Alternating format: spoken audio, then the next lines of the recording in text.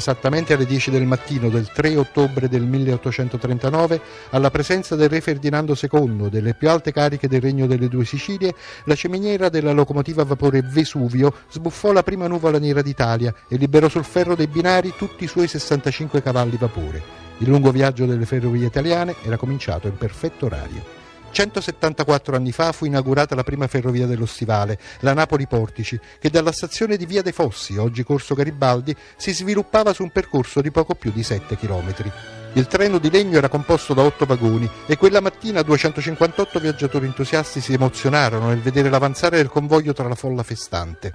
Alla velocità di quasi 50 km all'ora, il treno raggiunse la stazione del Granatello dopo 9 minuti e mezzo. Nei successivi 40 giorni quasi 90.000 passeggeri usufruirono della nuova invenzione. Costituita da un unico binario, la realizzazione della ferrovia fu voluta da Ferdinando II di Borbone, dallo sguardo lungimirante e molto attento alla cura dell'immagine di sé e del suo regno delle Due Sicilie. Il successo e l'intuizione regale fece intravedere ampie prospettive economiche e così fu dato il via alla costruzione del Reale Opificio Borbonico di Pietrarsa, un'officina specializzata nella costruzione di locomotive e materiale rotabile.